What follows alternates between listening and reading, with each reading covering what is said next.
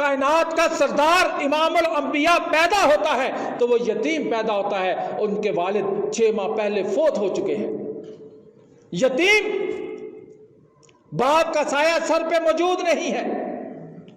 اور کیسی عجیب حالت ہے کہ اس یتیم کو مکہ کی، عرب کی عورتیں جو مکہ سے دودھ پلانے کے لیے بچے لینے آتی ہیں، اس یتیم کو کوئی تسلیم ہی نہیں کر رہا، اس کو کوئی قبول ہی نہیں کر رہا.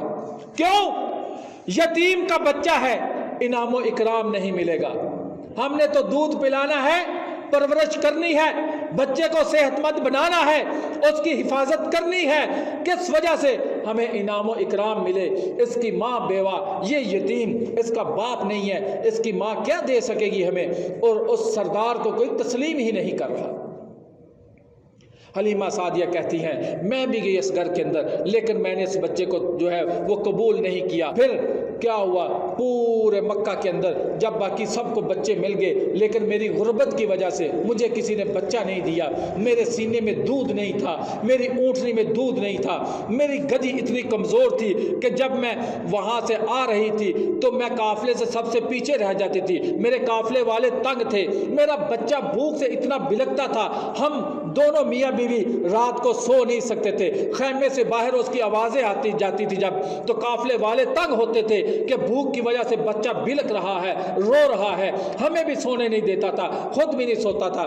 میں نے کہا اپنے شوہر سے اے ابو کبشہ، کیا میں اسی بچے کو وہ قبول نہ کر لوں؟ میرا دل نہیں مانتا. میری سہیلیاں وہ تو بچے لے کر جائیں اور میں بغیر بچے کے چلی جاؤں. اس نے کہا مجھے بھی یہ بہتر معلوم ہوتا ہے. مجبوری کی حالت میں جب محمد کریم کو اٹھایا صلی اللہ علیہ وسلم، جب ان کو اپنے پاس لیا، اپنے سینے سے لگایا، تو وہی چھاتیاں جو دودھ سے خالی تھی وہ بھرنا شروع ہو گئی.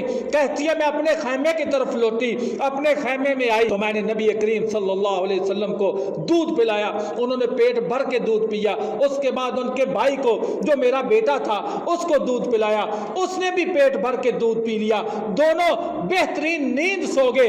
ادھر جو ان کا شوہر ہے ابو کبشہ، وہ جاتا ہے، جا کے اونٹنی کو ہاتھ لگاتا ہے، اونٹنی سے اتنا دودھ نکلتا ہے. کہتی ہیں ہم دونوں نے بھرپور دودھ پی لیا اور ہماری اونٹنی جو بالکل خشک ہو چکی تھی اس نے اتنا دودھ دیا. مجھے میرا شوہر کہتا ہے کہ اے حلیمہ، لگتا ہے تو نے کسی نیک روح کو اختیار کیا ہے کہ جس کی برکتوں سے آج ہمارے بچے بھی سو رہے ہیں، ان کو بھی بھرپور غذا مل گئی اور آج ہمیں بھی غذا بھرپور مل گئی. کہتی ہیں مجھے بھی یہی لگتا ہے.